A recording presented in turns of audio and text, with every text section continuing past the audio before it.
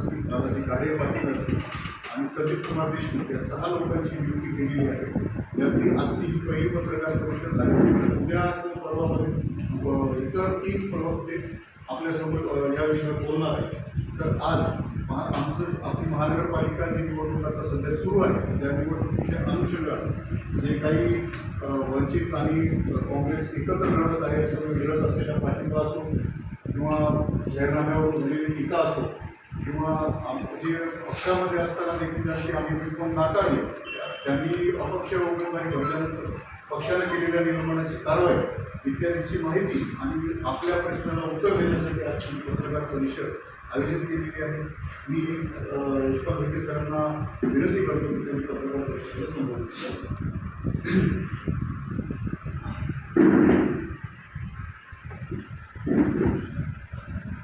राष्ट्रीय काँग्रेस पक्षाच्या वतीने आजच्या पत्रकार परिषदेसाठी उपस्थित असलेल्या सगळ्या पत्रकार बांधवांचं भगिनी आतापर्यंत आपल्याकडे दिसत नाही, त्यामुळे माझ्या सगळ्या बांधवांचं मी या ठिकाणी तुमच्या पक्षाच्या वतीने स्वागत करतो. माझ्यासोबत प्रवक्त्याच्या समितीमध्ये असलेले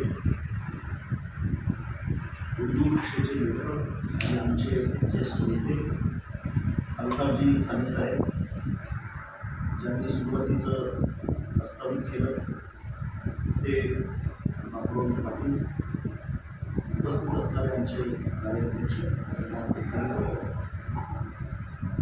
आम्ही काँग्रेस आणि वंचित बहुजन आघाडी आणि सोबत इतर घटक पक्षांनी युती करून नांदेड महानगरपालिकेची निवडणूक अतिशय ताकदीनं लढवत आहोत हे आपल्याला माहिती आहे. मधल्या कालखंडामध्ये काँग्रेस आणि वंचित यांच्या युतीबद्दल अनेकांनी तर्कवितर्क व्यक्त केले, परंतु धर्मनिरपेक्ष भूमिका असलेल्या पार्ट्यांना सोबत घ्यायचं ही काँग्रेस प्रदेशची भूमिका आहे आणि त्यानुसार मुंबईमध्ये ज्या पद्धतीनं वंचित बहुजन आघाडीसोबत अलायन्स झालं, त्यानंतर नांदेडमध्ये हे अलायन्स झालं आणि त्या अलायन्सचा फार चांगला फायदा दोन्ही उमेदवारांना होतो. आपण बघत असाल की वेगवेगळ्या प्रभागामध्ये ज्या काही सभा होत आहेत, ज्या काही रॅली होत आहेत, त्याच्यामध्ये उत्स्फूर्तपणानं लोक सहभागी व्हायला लागलेले आहेत. दुसऱ्या बाजूला भाजप माणसं जमवण्यासाठी काय काय करतंय तुम्ही धाडसी पत्रकारांनी ते दाखवून दिलं की ज्या ज्या वेळेला मुख्यमंत्री देवेंद्र फडणवीसांची सभा नांदेडला झाली त्या वेळेला काँग्रेस जिंकलेला आहे इतिहास. यावेळेला यांची ताकद अधिक कमी झाली आहे आणि त्यामुळं माणसं त्या सभेला कशी नेण्यात आली, त्या माणसांच्या भूमिका काय होत्या, प्रतिक्रिया काय होत्या, हे तुम्ही मंडळींनी उजेडात आणलेलं आहे. त्याबद्दल मी आपलं अभिनंदन करतो आणि धन्यवाद व्यक्त करतो. दुसरा महत्त्वाचा मुद्दा म्हणजे जाहीरनाम्याच्या संदर्भामध्ये भाजपचे सर्वेसर्वा जे नांदेडमध्ये आता झालेले आहेत त्यांनी असं भाष्य केलं की आमचाच जाहीरनामा चोरला आणि त्यानंतर त्यांची सगळी पिलावळ त्याच भाषेमध्ये बोलू लागली. मूलतः भाजपची कधीही सत्ता ही नांदेड महानगरपालिकेवरती नव्हती.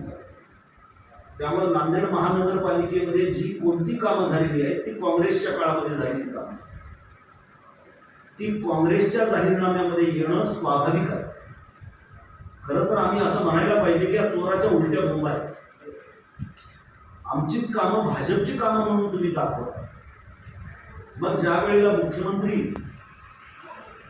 नांदेडला सभेसाठी आले होते त्यावेळेला भाषणात म्हणाले की मागच्या 10 वर्षामध्ये नांदेड महानगरपालिकेमध्ये गोंधळ आहे,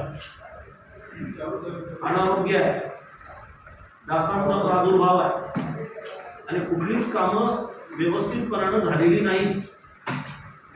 ते बोलत असताना ज्यांच्या नेतृत्वाखाली काँग्रेसनं महानगरपालिका जिंकलेली होती ते अशोक चव्हाण तोंड पाडून मंचावरती बसलेले होते, हे आपण पाहिलेलं आहे. तोंड पडण्याच्या पाठीमागं केवळ देवेंद्र फडणवीस बोलताय आणि आपल्याला काही बोलता येत नाही ही निराशा नव्हती, तर काँग्रेस आणि वंचित बहुजन आघाडी इतकी भक्कम झालेली आहे की कोणत्याही परिस्थितीमध्ये भाजपला इथे आपले उमेदवार निवडून आणता येणं शक्य होणार नाही, हे वास्तव त्यांना कळाल्यामुळे ती चिंता त्यांच्या चेहऱ्यावरती दिसत होती, असं आमचं म्हणणं आहे. आज प्रदेशाध्यक्ष हर्षवर्धनजी सपकाळ यांनी थेटपणानं सांगितलेलं आहे की एक्स्ट्रीमिस्ट फोर्सेस सोबत काँग्रेस जाणार नाही. भलेही पुण्यामध्ये तशा पद्धतीचा आग्रह धरला होता, भलेही मुंबई परिसरामध्ये काही नगर परिषदांच्या मध्ये तसे ऐलान्स करण्याचा प्रयत्न केला, तर तेथील कार्यकर्त्यावरती काँग्रेस पार्टीनं कारवाई केलेली आहे. अकोटला जे घडलं किंवा आज एक व्हिडिओ आलेला आहे की भाजपचे राज्याचे अध्यक्ष रवींद्र चव्हाण हे इम्तियाज जलीलच्या पाया पडत आहेत. प्रचंड तो व्हिडिओ व्हायरल झालेला आहे, आपणही तो बघितला असेल. त्यामुळं भाजपचं आणि MIMचं काय नातं आहे हे आता जनतेपासून लपून राहिलेलं नाही आहे. आणि म्हणून या परिस्थितीमध्ये भाजपला अजिबात आपले पाय पसरता येणं शक्य नसल्या कारणामुळं आणि दुसऱ्या बाजूला या महानगरपालिकेचा चेहरा कायमस्वरूपी सेक्युलर राहिलेला असल्या कारणामुळं प्रचंड चिंतेचं वातावरण भाजपच्या वोटामध्ये आहे. आणि आम्ही आमच्या पद्धतीनं काम करतोय. सर्वसाधारण कुटुंबातील आर्थिक बाजू विशेष नसलेले परंतु हडानं कार्यकर्ते असलेले आम्ही उमेदवार दिलेले आहेत. तुम्ही पाहिलं असेल की आतापर्यंत काँग्रेस आणि वंचितमध्ये कुठेही क्लॅश आलेला तुम्हाला दिसला नसेल. जिथे कुठे क्लॅश येत असेल तिथेही समजूतदारपणानं दोन्ही बाजूंनी परिस्थिती हाताळलेली आहे. आमच्या काँग्रेसकडून भाजपला पोषक होईल अशा पद्धतीच्या आघाडी निर्माण करण्याचा प्रयत्न काही कार्यकर्त्यांनी केला आणि त्यांच्यावरती पक्षानं निलंबनाची कारवाई केलेली आहे. या 3 महत्त्वाच्या मुद्द्याच्या अनुषंगानं आजची ही पत्रकार परिषद घेतलेली होती. आम्ही पराभूत झालो, आम्ही संपलो अशा वल्गणा आमच्यामधून उडी मारून भाजपकडे गेलेले आणि तुरुंगवासापासून बचावलेले महान नेते आज बोलायला लागले. परंतु काँग्रेस मागच्या आठवड्यामध्ये 140 वर्षाची झालेली आहे. काँग्रेसची परंपरा ही लोकभावनेचा आदर करणारी, लोकांच्या स्वातंत्र्यासाठी झटणारी, धर्मनिरपेक्ष समानता, बंधुभाव, समन्वय या तत्वावर उभी असलेली काँग्रेसची परंपरा. आणि त्यामुळे कुणी कितीही म्हटलं तरी काही फरक पडत नाही. उलट जनतेमध्ये प्रचंड संताप आहे. आज आपण वेगवेगळ्या प्रभागामध्ये जर फिरला आणि तुम्ही फिरतायच कंटिन्यू, तुमच्या पण हे लक्षात आलं असेल की लोकांच्यामध्ये हे ज्या पद्धतीनं काँग्रेसच्या विरोधामध्ये भूमिका मांडतायत त्याबद्दलचा तीव्र संताप आहे, रोष आहे. म्हणून यांनी जास्तीत जास्त काँग्रेसवरती टीका करावी असं आम्हाला वाटतं. आम्ही त्यांना तर महत्त्व देत नाही, परंतु लोकांच्या मध्ये ज्या काही प्रतिक्रिया येतात त्याचा अनुकूल परिणाम हा काँग्रेसच्या जनाधारावर होणार आहे याची आम्हाला खात्री वाटते. चिंतेचं वातावरण आहे. काँग्रेस आणि वंचितच्या युतीमध्ये नमदार बाहेर साईडला तर काँग्रेसचा एकही स्टार प्रचारक नेता या ठिकाणी आलेला नाही. उलट वंचितनं जास्तीचं बळ या निवडणुकीत लावलेलं बाहेरमध्ये त्यांचे सगळे नेते या ठिकाणी येऊन जातात. काँग्रेसनं तलवार मॅन केली का नाही टाकून दिलेली आहे सत्ताधारी पक्षांसह? हे बघा, मुळात महाराष्ट्रातल्या 36 जिल्ह्यांमध्ये महानगरपालिकांची निवडणूक असते आणि आपल्याला ही कल्पना आहे की ह्या निवडणुका कार्यकर्त्यांच्या निवडणुका असतात आणि कार्यकर्त्याशिवाय नेत्याचं अस्तित्व काहीही नसतं. त्यामुळं प्रत्येक जिल्ह्यामधला नेता त्या कार्यकर्त्यासाठी धडपडतोय, तिथे ताकद लावतोय, हे वास्तव आहे. दुसरा महत्त्वाचा मुद्दा म्हणजे आपल्या महानगरपालिकेचा चेहरा हा सेक्युलर होता, सेक्युलर आहे आणि तो सेक्युलर राहील याची आम्हाला खात्री आहे. आणि म्हणून आमचे राष्ट्रीय पातळीवरचे स्टार प्रचारक इम्रान प्रताप मुनी यांच्या खूप भव्य अशा सभा नांदेडमध्ये झालेल्या आहेत. त्याचबरोबर वेगवेगळ्या माध्यमातून, जसा आमच्यापैकी काही माणसं लातूरला गेली, लातूरचे काही कार्यकर्ते इथे येत आहेत. कारण हे कार्यकर्त्याची निवडणूक असल्या कारणामुळे प्रत्येक नेता जिल्ह्यामध्ये अडकलेला आहे. वंचित बहुजन आघाडी आमच्या सोबत आहे. श्रद्धेय बाळासाहेब आंबेडकर, अंजलीताई आंबेडकर, सुजात भैया आंबेडकर यांचे रोड शो झाले, त्यांच्या सभा झाल्या. निश्चितपणानं त्याचा फायदा आम्हाला होणार आहे. आता या निवडणुकीमध्ये वंचित आणि काँग्रेस एकत्रित लढत असल्यामुळं आता असा त्यांचे नेते आले आणि आमचे नेते आले असं नाही. प्रदेशच्या पातळीवरून कोणाला कुठे जायचं हे ठरवण्यात आले आणि त्यानुसार त्याबरोबर काम सांगतो. कार्यकर्त्यांच्या निवडणूक आहे म्हणून कार्यकर्त्यांच्या जीवावर सोडून दिलेले आहेत का ते? नेत्यांचं नाहीये. कारण नेत्यांच्या सभा आहेत की नाही हे करण्यासाठी कुठं पत्रकारांना कोणत्या ग्रुपवर पाठवलं जात नाही. पत्रकारांना फोन करून विचारावं लागते की तुमच्या सभा आहेत का? नाही, आमच्याकडे ज्यांच्यावरती जबाबदारी दिलेली आहे त्यांच्याशी आम्ही निश्चितपणानं बोलू आणि याच्यामधून आम्ही इलेक्शन झाल्यावर काढू. परंतु पत्रकारांना सूचित केलं जात नाही असं हे मला नाही. इतके पत्रकार आहेत त्यांना विचारा.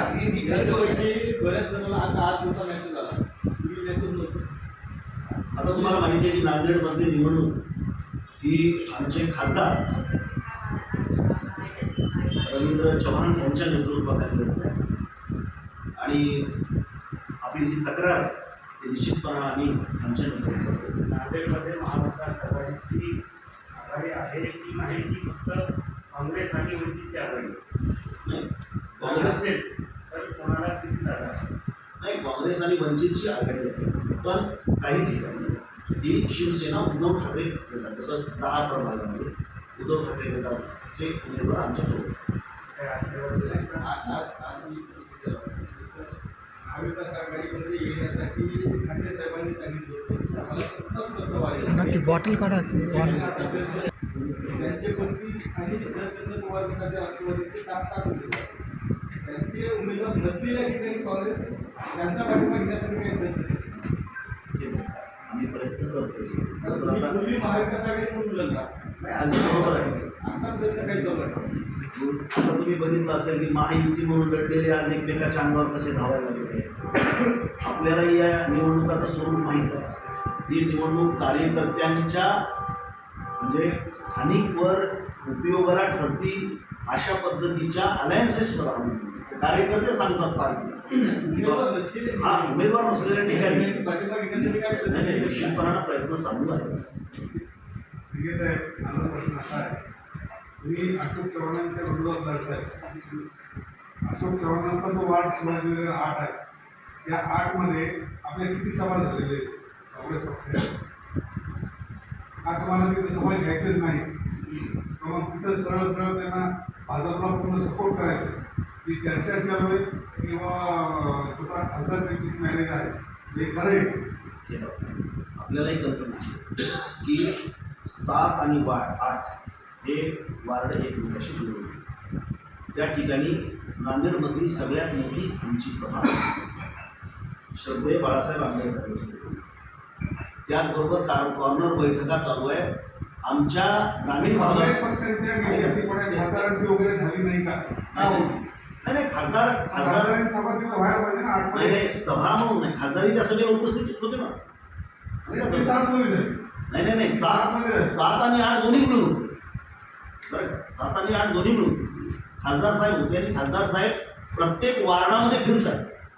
कारण कार्यकर्त्यांचंच म्हणणं असं आहे की बा सभा अशोक चव्हाणांच्या वार्डामध्ये मात्र फिरत नाही. नाही नाही फिरतात. कोणीच फिरत नाही. आपण असं- काँग्रेसचे नेते उमेदवाराशिवाय दुसरे कोणी नेते फिरत नाही. नाही नाही, असा असं आमचा हे असं नाही. प्रत्येकावर जबाबदारी दिली आहे. खासदारच म्हणून नाही. प्रत्येकावर काही वार्डांच्या जबाबदाऱ्या दिल्या आहेत. कोणावर गेली ते आमची जबाबदारी ते सांगा. आमच्या देगलूरच्या कार्यकर्त्यांच्यावरती तिथली जबाबदारी दिली आहे. कंधारच्या काही कार्यकर्त्यांच्या वेगवेगळ्या कार्यकर्त्यांची समिती करून तिथे जबाबदाऱ्या दिल्या आहेत. महायुती सामगाम दंड भेद या सर्व गोष्टींचा वापर करताना दिसत आहे. त्या पुरेसं किंवा त्या ताकदीनं लढण्याची काँग्रेसची तयारी आहे का? तुम्ही हा प्रश्नच कसा विचारताय मला एक कळत नाही. शेवटी साम दाम दंड भेद याचा अर्थ तुम्ही काय घेता मला माहिती नाही. बरोबर आहे? ते ज्या पद्धतीनं निवडणुकांना सामोरे जात आहेत त्याच पद्धतीनं आम्ही जावं असं नाही. जननायक राहुलजी गांधी ज्या पद्धतीनं निवडणुकींच्या संदर्भामध्ये बोलत आहेत भूमिका मांडतात. कारण लोकांना नुसते पर्याय नको आहे, लोकांना विधी निषेध पाळणारे पर्याय पाहिजे.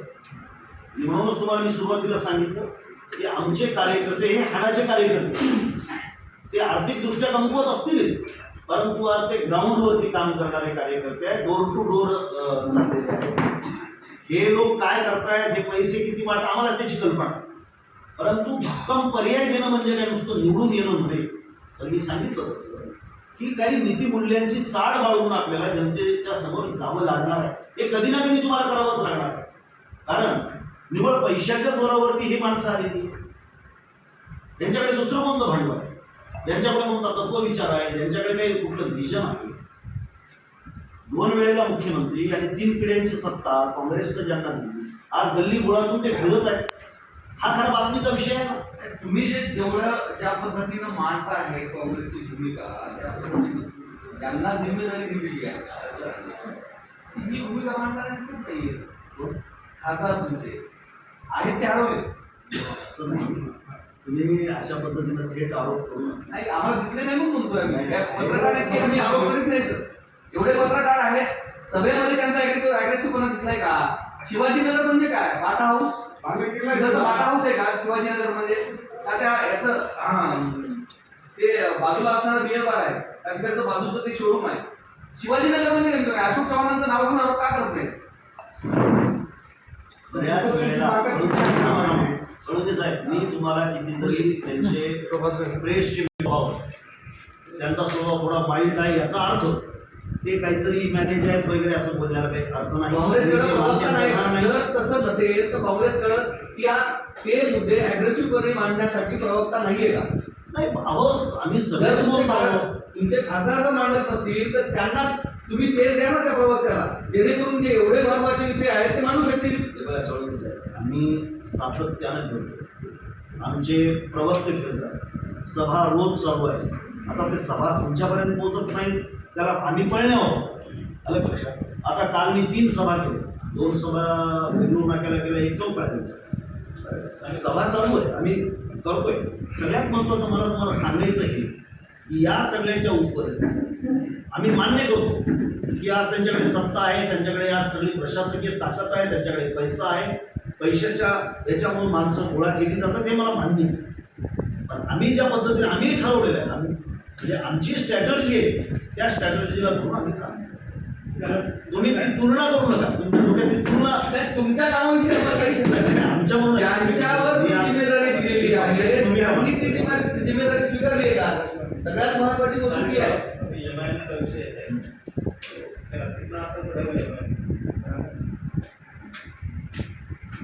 में 11 सीट आए थे तो ये नए उस समय उन्होंने आश्वासन दिए कॉलेज की ये दोनों चलाए पानी के टैंकर चलाए। वो 1 साल में जमीन भी बिका, इसमें छोटे स्कूल खोले थे, 2-6 महीने में बंद हो गया।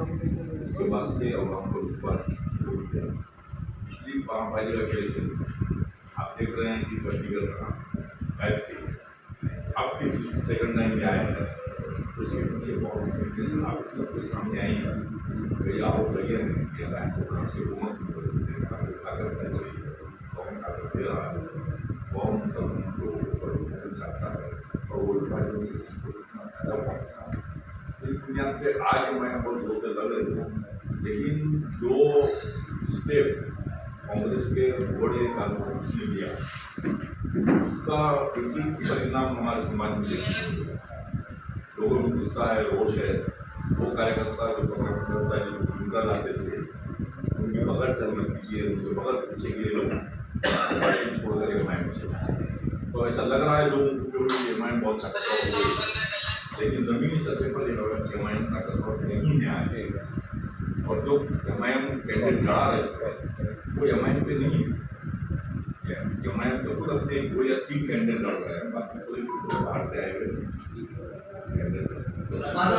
राष्ट्रवादी बदलले इसमें सहमति है कि भाजपा का ही मित्र पक्ष है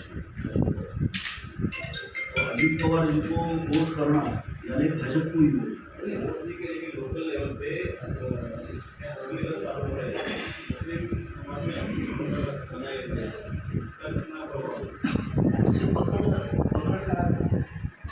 तो फिर उन्होंने सब प्रभाग में 11 से लेकर 15 तक कितने उम्मीदवार खड़े, सब तरफ कितने खड़े। हाँ मगर हम रोज वहाँ पे हमारे साथ तो लोगों में ये भावना है कि भाई ये वोट काटने के लिए आए जमाने हो अजित पवार, तो इनको ताकत देना यानी कि भाजपा को ताकत देना, ये सेक्युलर नहीं है। तो सेक्युलर फोर्सेस के साथ जनता जाने को तैयार है। नगरसेवक जे आहे इतर पक्षात गेलेले नगरसेवक इतर पक्षात गेलेले आहे त्यांचं निलंबन झालं नाही, काही आघाडी केलेली आहे, रायगड सोडलं तर बाकीचं निलंबन झालं नाही इतरांचं, तर त्यांना पुन्हा काँग्रेस पक्षात घेण्याची तयारी काय निवडणुका या घरी वापस शेतावर असं काही तयारी आहे का? त्यांचं निलंबन झालं नाही अद्याप. नजीब खान असू द्या, ते मुंतजीब असू द्या, आपले पत्रकार म्हणजे आणि राजकीय माणसं त्यांचं नाही झालं निलंबन. तुम्ही नव्हते सुरुवातीला मी बोललो त्यावेळेस मी सांगितलं की ज्यांनी वेगवेगळ्या प्रभागामध्ये आघाड्या करून काँग्रेसचा जो काही आदेश तो पाळला नाही त्यांच्यावर कारवाई झाली. नाही माझ्यापेक्षा मी जास्त नाही. मेरा एक प्रश्न होता तुम्ही म्हणा विंगे सर एकच मी सुरुवातीला बोललो की आपल्या महानगरपालिकेचा चेहरा सेक्युलर हे तुम्हाला मान्य बरोबर यांच्याकडे कुठं आहे म्हणजे यांना मतदान मिळेल असे प्रभाग किती आहेत.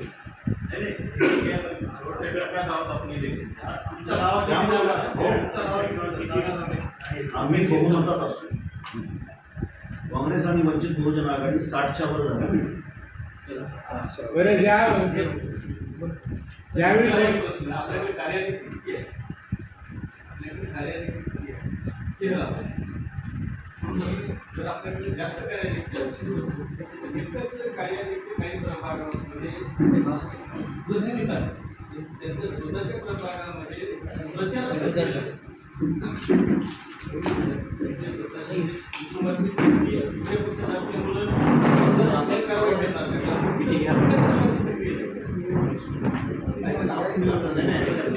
प्रत्येकाच्या वरती जबाबदारी ऐका तो असू दे ना, तो त्या प्रभागात नसेल ऐका त्याला दुसरीकडे जबाबदारी दिलेली असेल तो पण काम